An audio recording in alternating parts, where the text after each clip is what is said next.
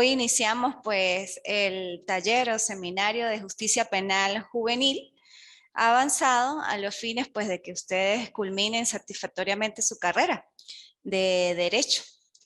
Y bueno, en la plataforma ya está toda la planificación para que ustedes pues las vayan desarrollando hasta más aproximadamente como hasta el 10 de noviembre.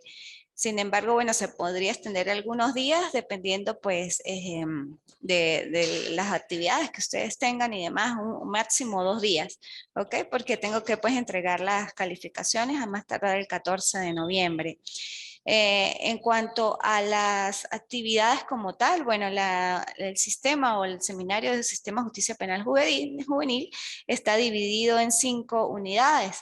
La primera unidad que corresponde netamente al sistema de justicia penal juvenil venezolano, allí vamos a hablar un poco de la evolución histórica del derecho penal de adolescentes y la evolución histórica del sistema de justicia penal juvenil venezolano propiamente. En esa unidad la vamos a evaluar a través de 2 mapas conceptuales. En uno de ellos va a ser la evolución histórica propiamente de ese sistema y el otro es la evolución, pero a nivel legislativo. ¿Cómo fue la evolución a nivel legislativo del sistema de justicia penal juvenil venezolano? Dentro de la plataforma pues están las indicaciones de cómo deben desarrollar el contenido netamente de los mapas conceptuales. Recuerden que los mapas conceptuales siempre deben irse o se ciñen bajo unas normas. Les recomiendo que revisen estos patrones de software y demás como Mindomo, que efectivamente allí señalan y caracterizan cómo debe hacerse un mapa conceptual, porque pues he notado que muchas veces no se ciñen bajo esos parámetros, sino lo que me hacen son esquemas o llaves. Esos no son mapas conceptuales. Los mapas conceptuales tienen propiamente sus particularidades y casi siempre van como las agujas del reloj. En la parte central es el punto álgido a discutir y posteriormente de ese punto se van dando las ramificaciones como las agujas del reloj. Los mapas conceptuales, dependiendo de la elección que ustedes elijan, pero siempre tienen flechas direccionales y en esas flechas direccionales hay inclusive conectores de palabras. Por eso les digo, o sea, cíñanse a los parámetros de mapas conceptuales y no me realicen esquemas, ¿ok? En la plataforma inclusive, como yo coloqué que 2 mapas conceptuales, está la posibilidad de que usted cargue esos 2 mapas en archivos separados. Lo pueden hacer en archivos separados o lo pueden hacer uno tras de otro, si los hacen en PowerPoint. Es muy importante también que los hagan en PDF. ¿Por qué en PDF? Porque la plataforma en el aula virtual le da la posibilidad al docente de que una vez abra la actividad, la misma aula pues me expande la actividad realizada por el estudiante. Si ustedes no la hacen en PDF, ¿qué quiere decir esto? Que yo tengo que bajar a mi equipo los trabajos y eso pues me congestiona y congestiona más porque hay que descargarlos y demás. Por eso es preferible que ustedes los hagan en PDF porque de una vez el aula virtual me lleva a mí a la actividad y yo la puedo corregir sin necesidad de descargarlo en mi ordenador. ¿Okay? Con respecto a la unidad 2, es el sistema de responsabilidad penal de adolescentes. Allí tienen una fecha que es para el 7 de octubre, realizar un trabajo monográfico contentivo de definición, generalidades, conceptos del niño y del adolescente y demás. Es un trabajo pues que también está en las indicaciones, no debe pasar de las cuartillas allí sugeridas. Pero ¿qué quiero yo de los trabajos monográficos? Que efectivamente pues no sean copias y pegues. ¿Por qué? Porque si bien es cierto que estos trabajos uno los toma de allí, de la plataforma o del Google o de todas estas partes donde tenemos acceso para poder encontrar información, no quiero que sean tan tajantes en copiar y pegar. Un trabajo monográfico se compone de procesos de reflexión. Estos procesos de reflexión, ¿qué significa? Que usted tome las ideas efectivamente de ese autor o de esa autora y que posteriormente las ciña a su criterio, a su interpretación, ¿no? Claro, lógicamente bajo un contenido ya armado, tampoco te puedes poner a inventar y demás. Sobre la base de ese contenido, de esas personas que han escrito que lo que es el concepto del niño, su evolución y demás, ustedes toman los parámetros y transforman eso. No quiero, porque yo efectivamente me puedo dar cuenta de cuándo es un trabajo copiado, porque igual en mecanismos de software como detectores de plagio, duplicate checker, por decir, para nombrar uno de tantos, uno coloca hasta 1000 palabras del trabajo que está leyendo en ese software, el software de una vez ubica de dónde extrajeron la información y si está totalmente textual. Y si yo consigo que hay copia del 100%, porque te indica hasta qué porcentaje hay de plagio, pues lógicamente no es un trabajo producto de la interpretación de ustedes, sino es un trabajo copiado y no estamos haciendo nada. Lógicamente, pues que entonces van a aplazar esa actividad, ¿ok? Ojo con eso, con el plagio. No importa que sea sencillo, concreto, pero sí que sea de sus propias palabras y con procesos de crítica y de reflexión. Luego viene la unidad 3, que son las instituciones procesales propias del sistema de responsabilidad penal de adolescentes. Allí van a hacer un ensayo. Este ensayo está para el 23 de octubre. Van a hablar sobre los principios limitadores del poder punitivo del Estado, los elementos de responsabilidad penal del adolescente, la imputabilidad, la inimputabilidad, las garantías constitucionales y demás. Cuando hablamos de ensayo, también son procesos de reflexión, pero no van a tener la estructura de un trabajo monográfico. Recuerden que el trabajo monográfico, ¿qué lo diferencia? Porque tiene una portada, un índice, una introducción, un desarrollo, unas conclusiones y unas referencias bibliográficas y muchos le colocan anexos. Los ensayos no llevan ese patrón o esa estructura. Un ensayo, cuando mucho, en la parte superior de la cuartilla, lleva el nombre y la cédula de la persona que lo está realizando y posteriormente va a ser el contenido como tal. Pero el ensayo se divide en 3 partes: introducción, desarrollo y contenido. Esa introducción, ese desarrollo, perdón, y conclusión, eso va dentro del mismo ensayo. Eso no lleva títulos ni subtítulos. Es una correlación de escritura y de pensamiento propio del autor, en este caso de ustedes los estudiantes, pero va inmerso dentro del propio contexto, la introducción, el desarrollo y conclusión. No quiero observar que me colocan introducción tal cosa, desarrollo tal cosa, no. Los ensayos son lineales y deben también tener una estructura que no deben pasar sus párrafos más de 10 líneas. Entre 8 y 10 líneas es lo máximo de cada párrafo para que el lector pues lo pueda comprender. ¿Okay? Entonces es muy importante que tengan en cuenta lo que es un ensayo y la estructura del ensayo. Y el del ensayo pues va a constituir sobre las instituciones propias del sistema de responsabilidad penal de adolescentes. La unidad 4 es las comparaciones de las fases del proceso. Esto es muy importante. Todas las fases del proceso penal del adulto, vamos a hacer una breve comparación con las fases del proceso penal de adolescentes, que siguen siendo las mismas. Lo que va a cambiar son las características o las instituciones internas de cada jurisdicción, sea de la ordinaria o de la especializada.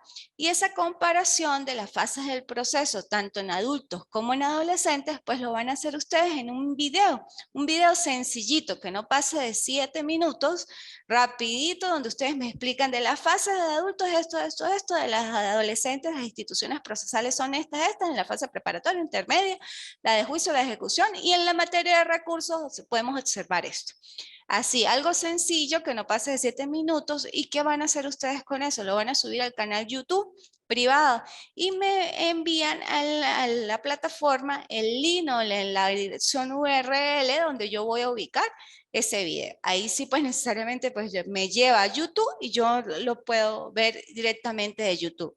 No pueden montar el video directamente porque casi siempre, como eso es muy congestionado, la plataforma no se lo admite, pero sí admite la dirección URL, que es donde ustedes me van a indicar que efectivamente dónde está ese video, ¿ok?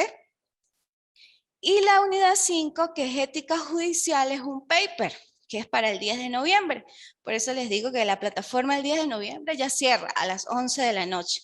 Un paper es una escritura lineal también, con procesos de reflexión, muy parecido a un ensayo, pero es algo así como más abierto, más así como tema libre, pero lógicamente en este caso no va a ser tan de tema libre, porque va dirigido a la ética judicial y a la prevención antes que represión.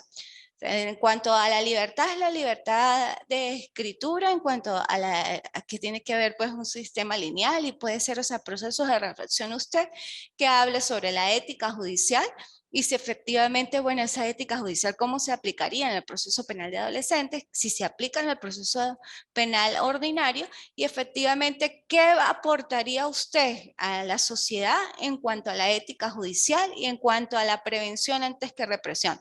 Es bueno que primero se prevenga antes que se reprima a ese adolescente. Si bien es sabido que muchos de los adultos que están en situación de criminalidad son adolescentes que ya han cometido hechos delictivos.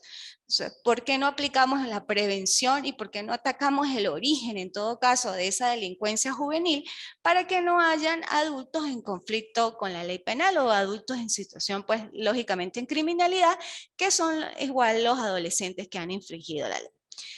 Bueno, en definitiva, entonces esas son las 5 unidades. Ya les expliqué cómo van a ir desarrolladas cada una. El 10 de noviembre cierra la plataforma. Si bien es cierto, cada unidad tiene las actividades y cada actividad tiene una fecha tope, por lo menos la de la unidad 1 es para el lunes 27. Ya saben que mi forma de trabajar es que está abierta hasta el 10 de noviembre. Sin embargo, estas fechas que yo coloco aquí es para que no se les acumule y vayan haciendo todo paulatinamente. Ustedes pueden, supongamos que para el 7 de octubre no me pueden entregar el trabajo monográfico, bueno, saben que tienen hasta el 10 de noviembre, pero no va a llegar el 10 de noviembre a subirme todas las actividades porque si no se les va a congestionar y lógicamente no van a hacer actividades tan productivas, porque esa es la idea de que ustedes a medida que vayan desarrollando cada actividad, internalicen los conocimientos y esos conocimientos desde la óptica tanto del sistema de adultos como del sistema de adolescentes, más aún cuando hoy está en proceso de reforma el Código Orgánico Procesal Penal, que piensen y vean un poquito más allá si efectivamente ese proceso en qué afectaría el sistema de responsabilidad penal de adolescentes, lo podría concatenar con él. Esto es algo que muchas veces las personas solamente se ciñen al proceso de adultos y vemos como muchos de los colegas no conocen el sistema de justicia penal juvenil porque tampoco conocen muy bien las instituciones ordinarias. Por eso yo los invito a que ustedes pues se hagan fuertes y tengan esa fortaleza tanto en jurisdicción especializada como en jurisdicción ordinaria. Bueno, así las cosas, pues vamos a dar brevemente hoy un poco de la evolución histórica del derecho penal de adolescentes y del sistema de justicia penal juvenil venezolano. Bueno, si hablamos de la evolución histórica como tal del derecho penal de adolescentes, esto viene desde la antigua Roma, ¿no?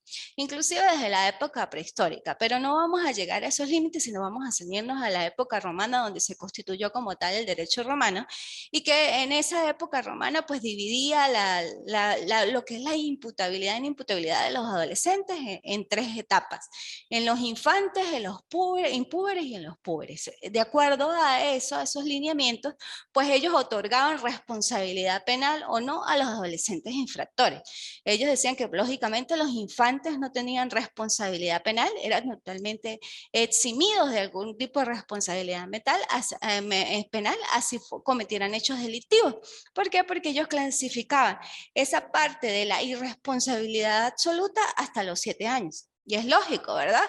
Uno puede decir, ajá, sí, o sea, bueno, yo no he conocido casos, ¿no? Sí puede ser que existan, pero hasta los 7 años no he conocido a alguien que de 5 o 6 años haya ocasionado una lesión tan fuerte como para cercenarle la vida a otra persona. Puede ser, sí, bueno, por una arma o qué sé yo, pero que tenga la intención como tal, porque tenemos que ver en este punto, que es lo de justicia penal juvenil, el grado de maduración biológica y mental de ese adolescente. O sea, un niño de 6, 7 años no tiene la maduración psicológica y biológica como para tener la intención de efectivamente dañar a otra persona, porque todavía es un ser ingenuo. O sea, yo no creo que le den su cabecita a un niño de 6, inclusive ya llegando a los 7, de lesionar a alguien, ¿no? bueno, no lo he visto en mi caso, pero puede ser que sí exista, pero hasta los momentos en el tiempo que tengo experiencia no he conocido el primer caso aquí en Venezuela. Puede ser que en otros países sí exista, no sé, el grado de malicia, los comportamientos, los factores, tantas cosas que pueden suceder en un niño y que a medida de que de esas cosas que efectivamente él absorba, pues va a crear patrones de conducta, ¿no?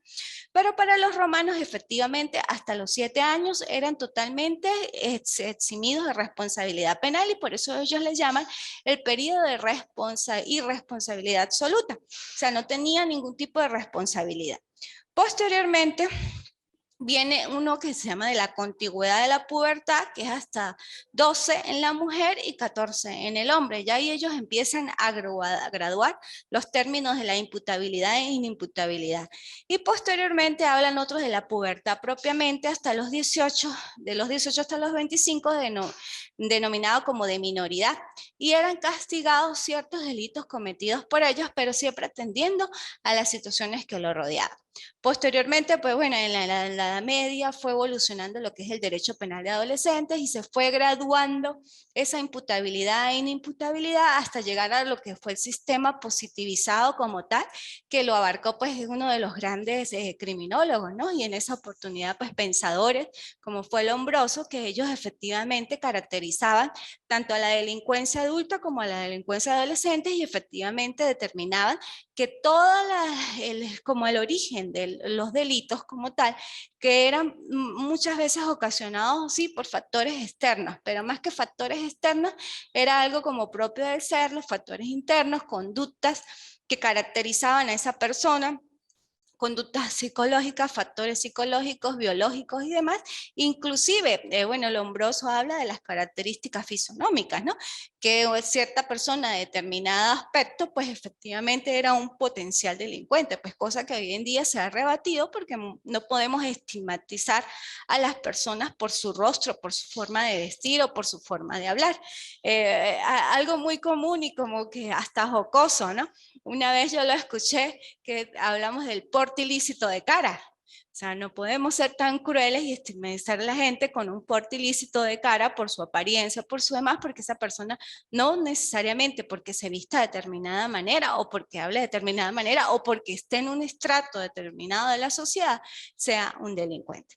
Tenemos que tener mucho cuidado con eso hoy más aún en estos procesos de sensibilización, de socialización, donde todos somos humanos y donde hemos visto inclusive la vulnerabilidad de nosotros como personas, inclusive por la situación de salud que estamos viviendo, donde esa situación de salud ha traspasado fronteras y vemos cómo está la vulnerabilidad del ser humano, o sea, independientemente de que a veces nos dividan fronteras, territorios, limítrofes, formas de pensar, todos somos iguales, todos respiramos en un mismo aire, todos estamos en este mismo planeta Tierra y sobre esa base debemos respetarnos, tolerarnos y tener solidaridad.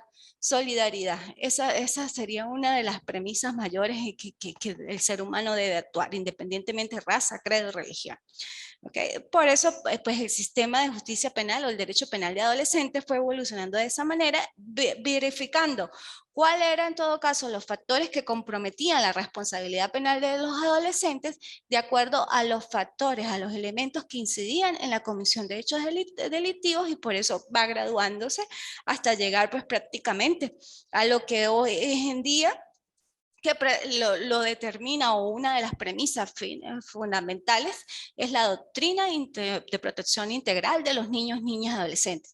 Sobre esa doctrina de protección integral de los niños, niñas y adolescentes se abrió paso a las jurisdicciones propiamente especializadas y ahí vengo a hablar pues de la evolución histórica del sistema penal juvenil venezolano que efectivamente pues bueno empieza igual con la división romana, posteriormente el primer código que habla un poco de la minoridad fue en el código de 1873, donde efectivamente estableció algún punto entre la minoridad o quienes podían cometer hechos delictivos y no.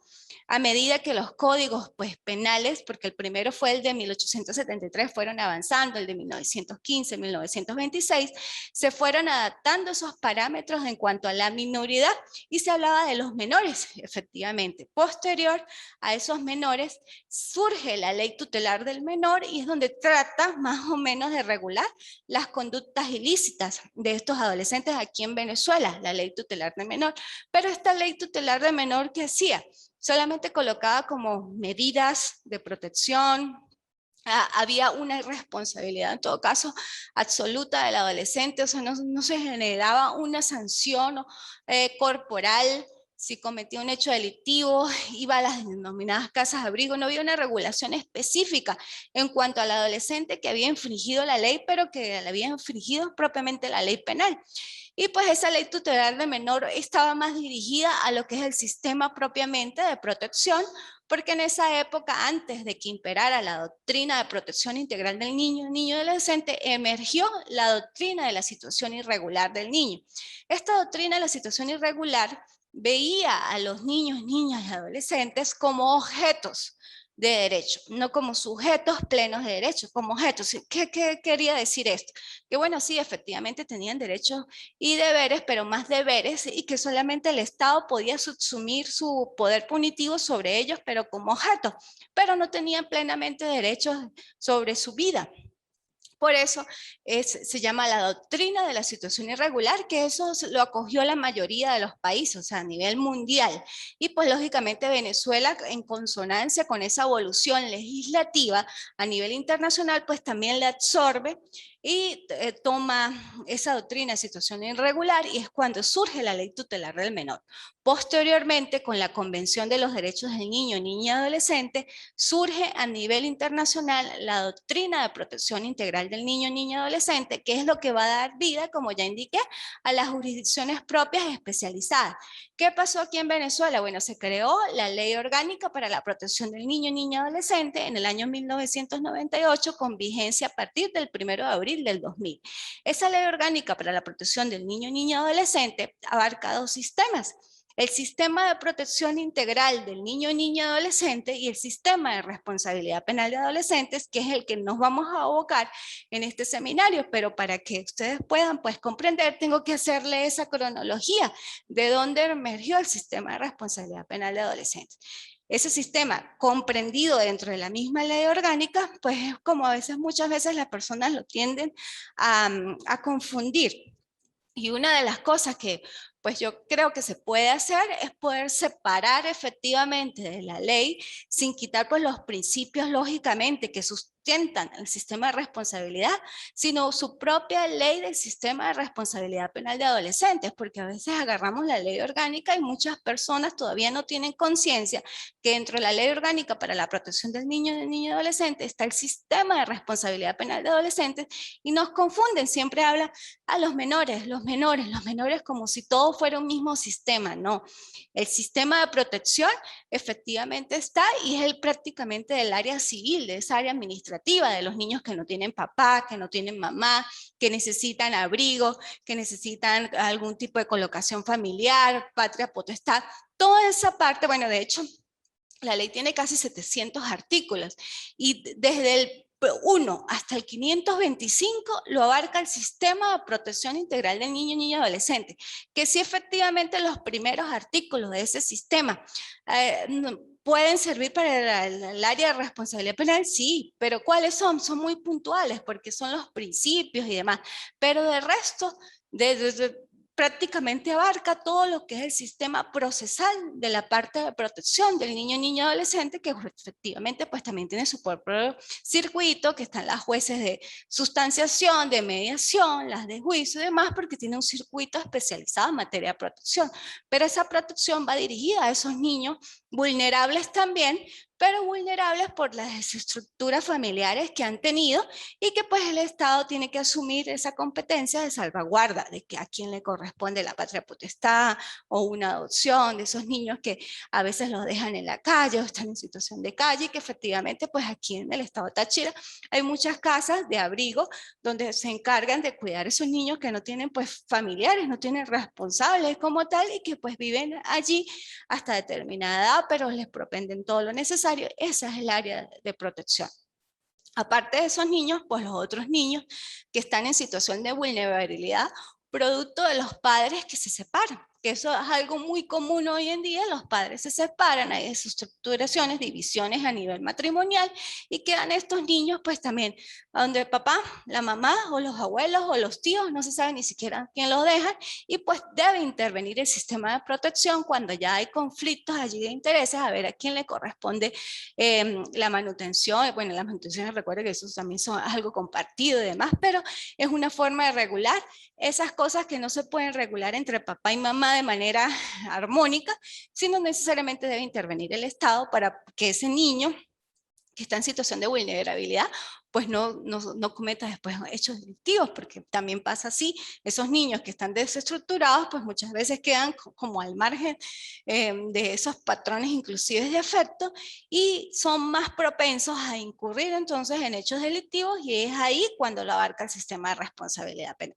Entonces, ya teniendo claro que la ley abarca dos sistemas, el sistema de protección del niño, niño, adolescente y el sistema de responsabilidad penal de adolescentes, que es el que nos vamos a enfocar a partir del artículo 526, que es el que habla del sistema de responsabilidad penal propiamente del adolescente. Y hasta aquí vamos a ver el día de hoy, que es el 526, y me permito leerlo, tienen que tener a la mano la Ley Orgánica para la Protección del Niño, Niña y Adolescente, porque a medida que yo vaya leyendo los artículos, pues vamos a ir socializando y ustedes, si tienen alguna pregunta, pues me las digan. Tienen que igualmente ubicar la Ley Orgánica para la Protección del Niño, Niña y Adolescente del 8 de junio del 2015, porque el 8 de junio del 2015 hubo una reforma. Y esa reforma pues sí hizo cambios sustanciales en la parte de responsabilidad penal de adolescentes. Entonces, ojo con eso también cuando vayan a realizar las actividades y demás. La ley que tenga la reforma del 8 de junio del 2015.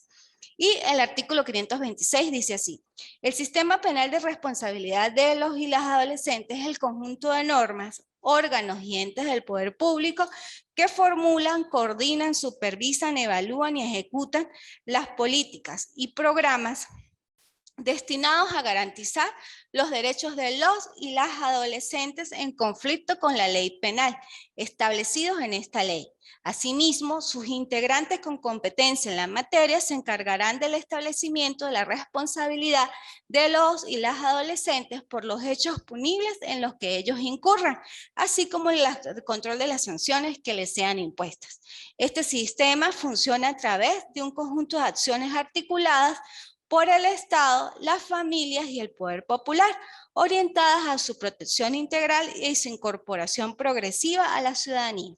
Esa es la definición propiamente de lo que es el sistema de responsabilidad penal de adolescentes. Y si ustedes observan, ella habla de un conjunto de normas, efectivamente conjunto de normas porque tiene su propia regulación. Órganos y entes del poder público, órganos porque también hay órganos especializados en el sistema de justicia penal juvenil venezolano y los mismos entes del poder público pues coadyuvan en ese sistema de justicia penal juvenil venezolano. Por eso son normas, órganos e instituciones al servicio del sistema de responsabilidad penal de adolescentes y que efectivamente pues están dirigidos a garantizar los derechos de los adolescentes en conflicto con la ley penal. Bueno, muchachos, hasta aquí el día de hoy, la clase. Nos vemos con el favor de Dios pues el próximo sábado, que ya entraremos propiamente a lo que es la unidad 2. La unidad 1 pues prácticamente ya la dimos ahorita, que es la evolución de lo que ya les comenté, y lo que es el sistema propiamente de responsabilidad penal de adolescentes. Son 7 clases, 7 sábados vamos a ver este tipo de interacciones y los invito pues a que participen. En este caso pues veo al comisario allí muy atento a las clases. Gracias, comisario. ¿Alguna pregunta, algo que me quiera decir? ¿Me escucho ahora sí? Sí. Ajá. No, muy bien, muy bien. Muchas gracias. Quería hacerle una pregunta en relación a las clases que yo no pueda ver para los encuentros sincronizados. Yo las puedo ver a través de la plataforma, ¿sí? Sí, claro, por supuesto, a través de la plataforma o del canal YouTube, cualquiera de las dos vías. Y pues cuando las veas, me envías un capture de que las viste para yo dejar constancia de que sí asistió. que él posteriormente pues la ha visto, Vio. pero que la vio. Ok, ok, doctor. Esa era mi inquietud por el día de hoy, doctora. Ah, bueno, está muy bien, bueno, comisario. Cuídese Ajá, mucho. doctor, esa era Ajá. mi inquietud por el día de hoy. Tengo más inquietudes. Ok, gracias. No, Listo, bueno. no, esa era solo una inquietud, una sola inquietud, más nada. Ok, ok, perfecto, entendido. Gracias y bueno, nos vemos el próximo sábado y si no puede asistir, pues ya sabe que le van a quedar las Gracias. clases. Dios la Ok, bendiga. amén, igual. Chao.